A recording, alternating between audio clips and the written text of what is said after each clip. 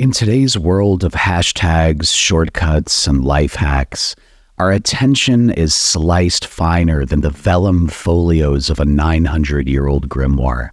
It takes will to cultivate consistent, in-depth practice in whatever you're pursuing. And to illustrate this, I'd like to invoke the hidden, devilish drive of determination in two of among the most famous English poems of all time, and a bonus poem, and why I always read and reread them when preparing for evocatory procedures.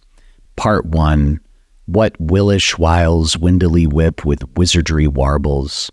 I'm revisiting my original thoughts on this connection after one of my lovely Glitch Bottle podcast supporters asked me, ritual magic is so involved. How does one find the time to accomplish the same rituals that Dr. John Dee, Heinrich Cornelius Agrippa, and others have either done or written about?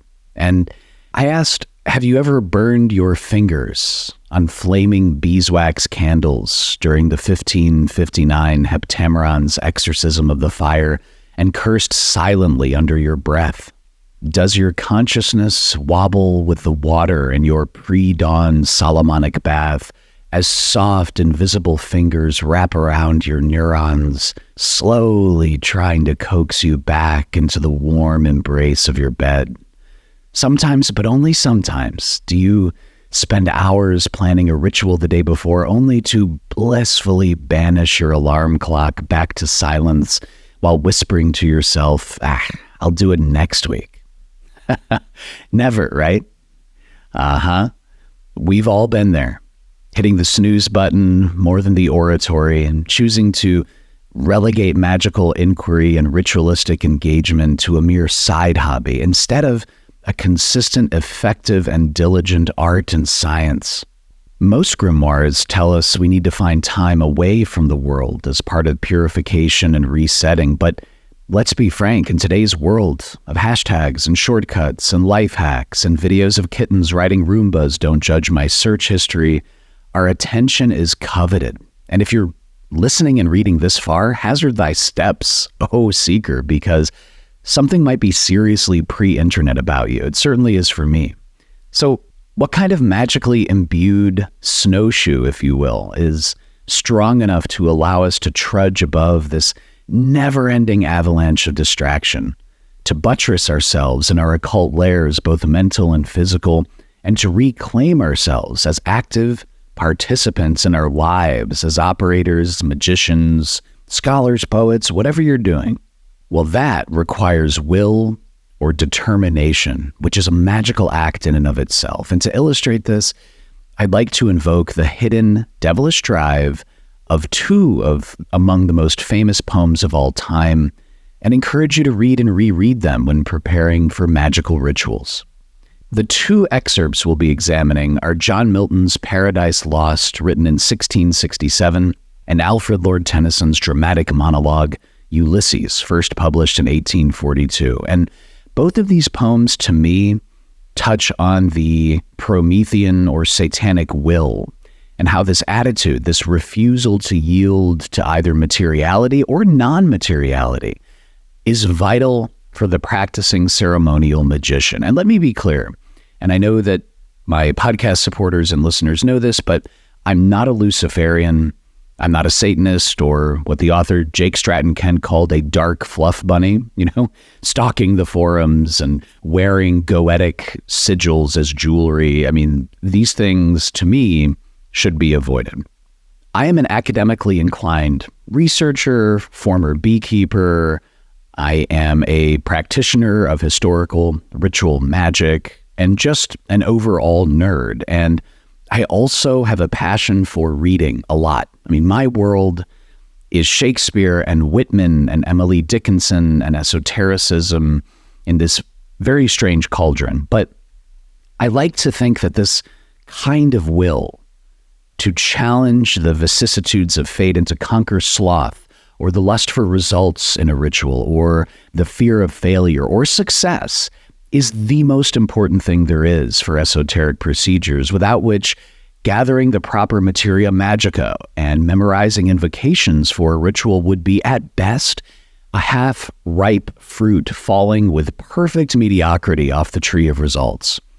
So let's start part 2 with Milton's Satan, the character of Satan in Milton's absolutely incredible epic poem, Paradise Lost, which follows the biblical story of the fall of man, how Satan falls from heaven in a failed rebellion and tempts Adam and Eve, which results in their expulsion from the Garden of Eden, right? So many of us have heard this story. And oftentimes it's interesting. What we think is from the Bible is actually from Milton's gorgeous epic poem.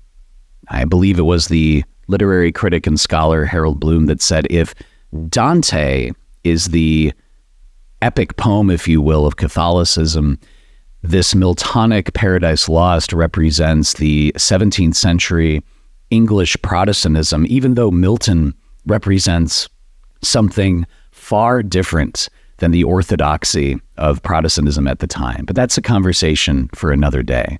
Now, Milton says that the point of this poem, Paradise Lost, was to, quote, justify the ways of God to men, unquote. But if you read the poem, as poets and scholars have noticed for a long time, you'll see that Milton lavishes his consciousness, his creative spark upon the character of Satan and Eve, and with Satan much more colorfully and empathetically than, say, the cool, distant angels in heaven, where God remains something like an angry parent in muted, neutered language and expression. And part of this rich embellishment of verbal expression and depth is found in Milton's treatment of Satan's will. Now, reading Milton's epic is a consciousness-raising experience. I would certainly encourage listeners to read just a few hundred lines of Paradise Lost or check out excerpts online. But here, we are concerned with Satan's indomitable will, where even after being hurled down in a blinding inferno from heaven to earth by God and the angels, right, being trounced, losing that celestial battle, Satan gathers, he reconstitutes himself and rallies the defeated fallen angels and says that despite it all, despite being stripped of celestial office and glory, there is an unconquerable determination that burns the embers inside him, where Satan says, amid total defeat, quote, from Book 1 of Paradise Lost, "What though the field be lost? All is not lost. The unconquerable will and study of revenge, immortal hate, and courage never to submit or yield, and what is else not to be overcome." One can just feel the pillars of fate, of what should be and what should be within the bounds or the rules, just quake and tremble here under the churning, challenging fury of Satan's meditations to his infernal, earthward shattered compatriots. And forget about the aim of Satan's will, to drive to sin and continue to rage against the machine of the cold, distant, unrelatable Supreme Almighty.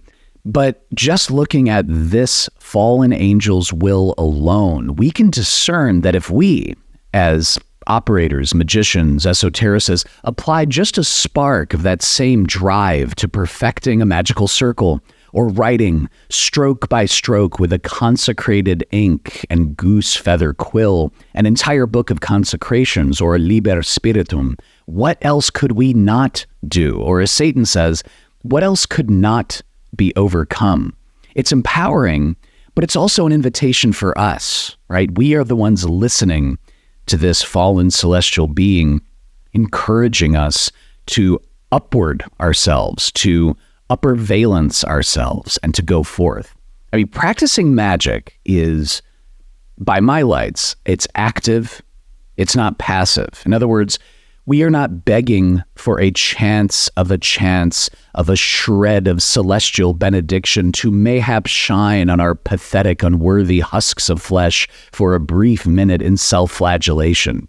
I just call that Tuesday night. But instead, magic is the direct engagement with spiritual beings under the canopy of an historical, ritualistic architecture that's thousands of years old in order to do things like change the directory of our lives, to change results in the real world on a variety of levels. It is this active participation that demands true determination. And in fact, one of the challenges that must be overcome, as many magicians have shared, is to stare disappointment and failure right in the eye, as Satan was staring his throneless, deprived earthly kingdom in the eye and saying, no, all is not lost. And so this is the attitude that we need as operators and esotericists. And this brings us to part 3, Tennyson's Ulysses.